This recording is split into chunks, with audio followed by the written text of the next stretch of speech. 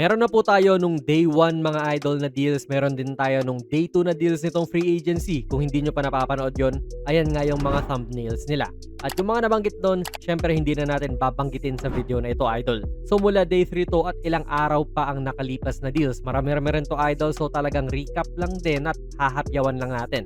Nagsimula ang day 3 dito sa Anthony Simons deal kung saan pumirma siya ng kontrata sa Philadelphia 76ers sa isang 2-year, $12.3 million contract. Malamang, backup point guard to ni Tyrese Maxey at medyo malakas na po ang binubuong team nila ngayon. Sunod naman natin idol, slow-mo, Kyle Anderson ay pipirma sa Toronto Raptors sa isang veteran minimum contract, 1 year, $3.9 million yan. So take note nyo tong $3.9 million idol. Kapag veterano na yung player like mga 10 years na sa liga, ganyan ang minimum nila na kontrata. Hindi lang po si Slow-mo yung pumirma niya na babanggitin natin. Si Kenrich Williams, veteran din to pero hindi pa 10 years at hindi rin minimum ang kontrata niya ay balik po sa OKC Thunder. 1-year deal to sa halagang $5 million. Good deal na rin yan syempre. Manood ng live na laro sa basketball sa 1x Sports, gamitin ang ating code na JONASPB. Scan nyo lang po ang ating QR code. Heto, 10-year veteran na yan na Tyus Jones ay balik Denver Nuggets sa isang 1-year na veteran minimum deal. So $3.9 million nga po yan. Pat Spencer ng Warriors, lilipat na po ng team sa Phoenix Suns sa isang 2-way contract. Solidong player tong si Spencer idol at personally, feel ko deserve naman niya ng standard na kontrata. Pero wala, hindi pa rin siya makatagos talaga palagi. Si Tari Eason, solid wing player ng Rockets ay babalik sa Houston sa isang 5-year, $81.5 million contract mga idol. Makulit pa yung dito kay Eason kasi last season, no? Kita nyo, 2025 pa posted ito, inoferan siya ng Rockets ng 5-year worth $100 million contract extension daw. Pero tinanggihan niya to. Then lumaan ng season at hindi po nag-improve ang mga numero niya. Lumiit pa nga. Kaya lumiit din yung value niya sa market. And ayan, sayang yung 20Ms niya kung kinuha sana niya yung deal last year. Alam nyo kung magkano sa peso yon? 1.2 billion.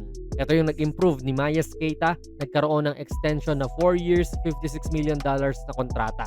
Solid din kasi ang nilaro niya last season. Kahit nandyan si Mitchell Robinson, feel ko itong si Keita pa rin ang starting big ng Boston eh. Javonte Green balik Pistons sa isang 1-year, $3.95 million contract. French wing player Ryan Rupert sa Philly naman ngayon sa isang 2-way contract. Din si DFS Dorian Finney-Smith na trade na papuntang Hornets, kapalit lang ay 3 second rounders. Ang sabi-sabi idol, hindi rin daw magtatagal sa Hornets ng si DFS.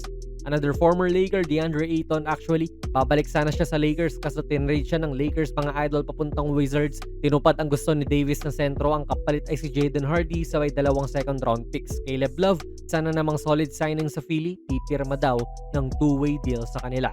Heto, balik NBA si Trey Lyles po ay pipirma na sa Minnesota Timberwolves sa isang 1-year deal. And yes po, last season hindi siya naglaro sa NBA dahil nasa EuroLeague siya. Pero ayan nga, nag-open up yung forward slot ng Mini dahil sa trades sa ginawa nila. So kinuha nila si Lyles, Jordan Miller, balik Clippers sa isang 3-year, $15.3 million contract. Andre Drummond, sa Knicks naman ngayon sa isang veteran minimum contract, 1 year, $3.9 million nga po ito. Papalit siya syempre sa role ni Mitchell Robinson na iniwan. Josh Okogie, pipirma sa Jazz sa isang 2-year, $12 million na kontrata. Above minimum to idol. Cam Jones ng Pacers last year ay pipirma naman sa Bucks sa isang 2-way contract. Who? Heto, Quinten Post na sa Memphis na sa isang 3-year, $30 million contract. Restricted free agent to pero hinayaan lang siya ng Warriors na umalis ng team. Hindi na rin kasi nila afford tapatan yung ganyan kalaking kontrata ni Post. Rui Hachimura, nangapit bahay sa Clippers na maglalaro sa isang 2-year, $28 million contract. Then ang kinuha naman ng LA ay si Kevon Looney, veteran minimum lang din ito at isang taon lang din. Sabi si Donovan Mitchell, may bagong kontrata na isang 4-year, $237 million na naman mga idol. Paldong-paldo talaga. Caris LeVert, solid na scoring guard, na trade naman papunta sa Milwaukee kasabay ng 2 second round picks, kapalit ni Taurean Prince at Gary Harris. Chris Middleton, babalik sa Wizards idol. Nagsimula kasi ang season last year na sa Wizards siya, tapos na-trade siya papuntang Dallas, then ngayon babalik sa Wizards sa isang sign and trade deal, 3 years, $17.6 million naman ang kontrata niya.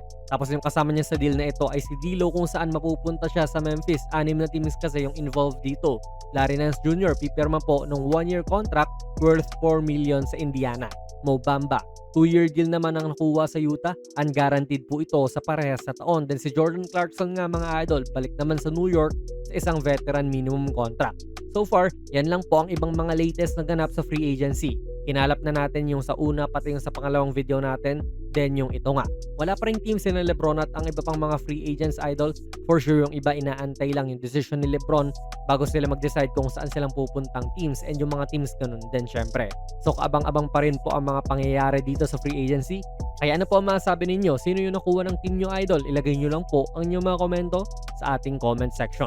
Kung nagustuhan nyo po ang ating video ay pakipindot na lang idol ng like button, mag-subscribe ka na rin sa ating channel. And ako nga pala si Jonas PB, and as always, hanggang sa muli.